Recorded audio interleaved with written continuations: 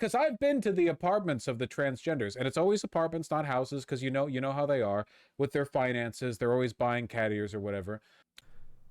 Let me get this straight. This guy is trying to advocate for trans people by stereotyping and profiling them. This is Aaron with BSTracker, and I'm going to show you how Vaush is full of shit. The main topic of this video starts off with his buddy Carter ad. He's running for Senate right now as a Republican. Dude, he's been MAGA from the beginning. Who? Buddy Carter.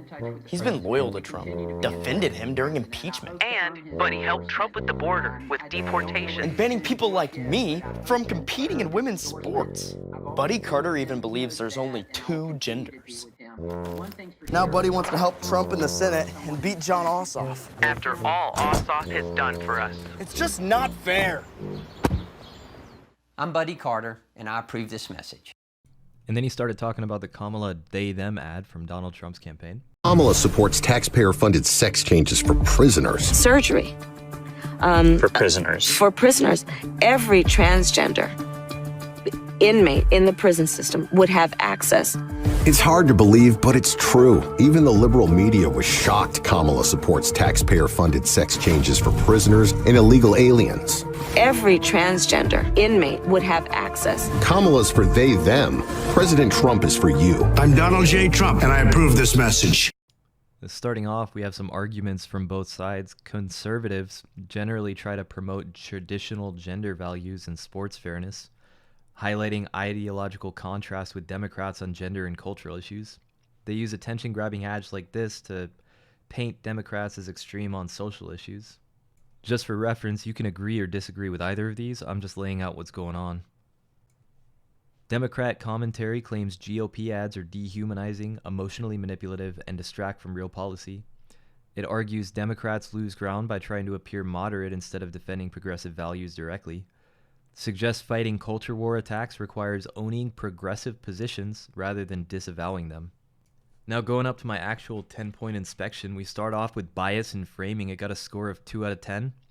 The narrator, Vaush in this case, repeatedly uses charged labels like fascist, big surprise there, degenerate freaks, and sick freaks, frames the GOP message as purely emotional and bigoted, and the Democratic position is morally correct by default. The visuals and tone reinforce partisan division without exploring intent or nuance behind opposing arguments. Emotional manipulation gets a 2 out of 10. He uses a mocking tone, sarcastic praise like pretty good ad, huh? And pejorative generalizations to stoke viewer disgust at GOP messaging. He describes Republican voters as easily manipulated and motivated by hate while calling Democrats weak for not fighting fire with fire. Characterizes the environment as an inescapable culture war, pushing a sense of dread and urgency. Omission of Key Context got a 3 out of 10. While referencing the Harris ad, it fails to mention that Harris did support such a policy in the 2019 ACLU questionnaire, dismissing it as edited deceptively without clarification. No mention of broader prison healthcare legal debates, for example, Estelle versus Gamble or Eighth Amendment precedent. Criticism of the Democratic Party lacks detail on policy alternatives or voter data on why moderation might be attempted. Misleading or leading questions got a 3 out of 10. He asks rhetorical questions implying there's no valid conservative position. For example, why would you ever try to win against fascists? The fascist word keeps coming up. With moderation. It frames Democratic retreat as cowardice or betrayal without considering strategic reasons.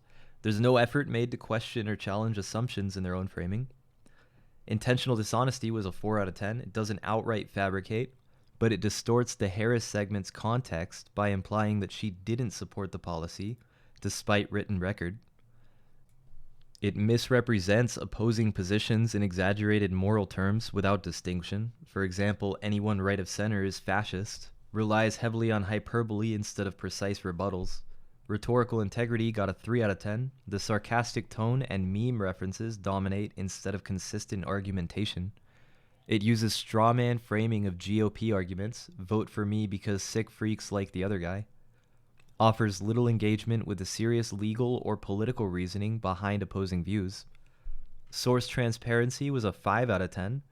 Refers to real data, for example 30,000 ad airings, swing state influence, Wikipedia citation of the they-them ad. It doesn't show sources for broader claims, for example, voter polling, DNC insider behavior, Canada's liberal strategy impact. It lacks citation or direct links when discussing Kamala's quote or DNC internal politics. Use of evidence got a 5 out of 10, supports claim about ads' effectiveness using credible PAC analysis and viewership numbers. Plays the ad itself for transparency, but selectively critiques only the conservative side's editing, not its content accuracy. Does not engage meaningfully in evidence about the real impacts of policies being discussed. Straw Man was a 2 out of 10. Constantly reduces conservative arguments to hate trans people or support degeneracy.